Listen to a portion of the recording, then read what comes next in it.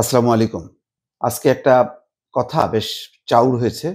কয়েকটা গণমাধ্যমে দেখলাম সমকালে 'প্রথম আলোতে'। সেটি হচ্ছে চট্টগ্রাম পটিয়ার বিএনপির এক নেতার বক্তব্য কোট করে বলা হচ্ছে, "বিএনপির কথা শুনবে, না হয় ইউএনওগিরি, ওসিগিরি ছেড়ে চলে যেতে হবে।"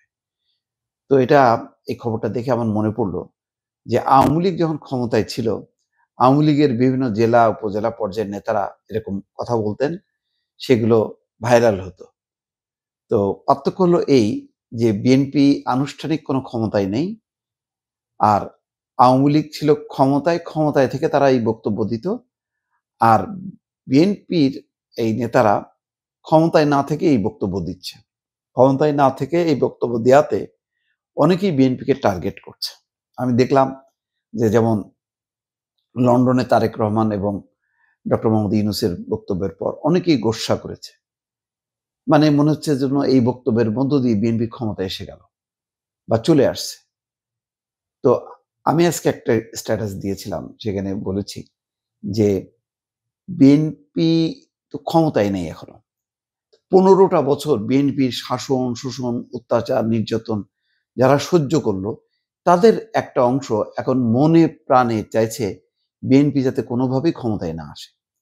ক্ষমতা আসার আগেই বিএনপিকে ক্ষমতাচ্যুত করার একটা চেষ্টা বা একেবারে অসহনীয় ঠেকছে।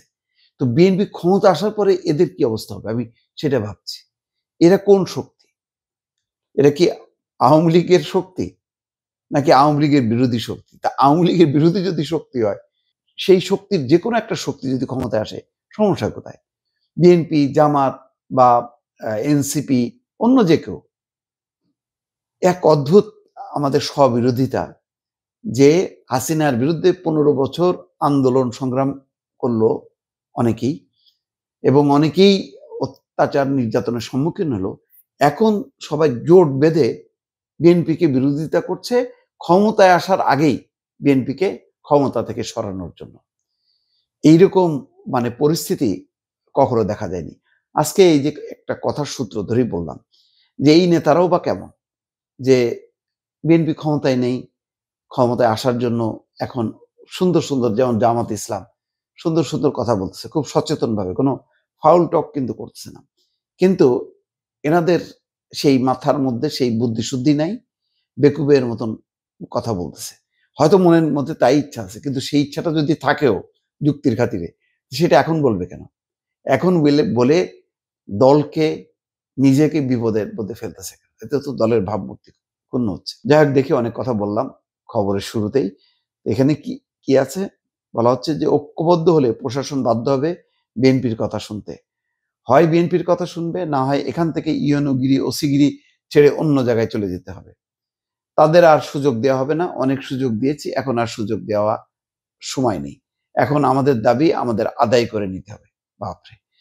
চট্টগ্রাম দক্ষিণ জেলা বিএনপির আহ্বায়ক এবং পটিয়া উপজেলা পরিষদের সাবেক চেয়ারম্যান ইদ্রিস মিয়ার এমন বক্তব্যের একটা ভিডিও ছড়িয়ে পড়েছে সামাজিক যোগাযোগ মাধ্যমে। ভিডিওটিতে দেখা যায় ইদ্রিস মিয়ার পেছনে ঈদ পুনর্মিলনীর ব্যানার টাঙানো, সাতকানিয়া সাংগঠনিক ইউনিট বিএনপি লেখা আছে ব্যানারে। দলীয় সূত্র বলছে যে গত মঙ্গলবার বিকেলে সাতকানিয়া উপজেলা বিএনপির সব সাংগঠনিক ইউনিটের যৌথ উদ্যোগে স্থানীয় একটি কমিউনিটি হলে এই অনুষ্ঠানের আয়োজন করা হয়। অনুষ্ঠানে প্রধান অতিথি ছিলেন ইদ্রিস মিয়া। জানতে চাইলে ইদ্রিস মিয়ার প্রথম আলোকে বলেন, ইউএনও ওসিদেরকে নিয়ে এ ধরনের বক্তব্য তিনি কোথাও দেননি। তাকে হেয় করার উদ্দেশ্যে ভিডিওটি বানানো হয়েছে। ওই ঠিক আওয়ামী লীগ আমলে তাই এরকম ফাউল কথা যখন বলতো তখন এইভাবে বলতো। যাই হোক, এখন বোঝা যাচ্ছে যে এরা একটা আমেজে আছে। যেহেতু বড় রাজনৈতিক শক্তি তাদের প্রতিপক্ষ আহ আওয়ামী লীগ নাই, সুতরাং এখন তারা মনে করছে যে বোধহয় ক্ষমতায় আছে, যার শুধু আনুষ্ঠানিকতা বাকি, এরকম একটা মনোবৃত্তি থেকে এই কথাগুলি বলছে। তবে ভালো, গণমাধ্যমে এই খবরগুলো আসলে নেতৃবৃন্দ সতর্ক হবে এবং দলকে আহ উপযুক্ত জায়গায় বা শিক্ষা, ক্ষমতায় আসার আগেই যদি তাদেরকে ঠিক মতন প্রশিক্ষণ দেয় বা শিক্ষা দেয়, সেগুলি দলের জন্য ভালো হবে। দর্শক ভালো থাকবেন। আল্লাহ হাফেজ।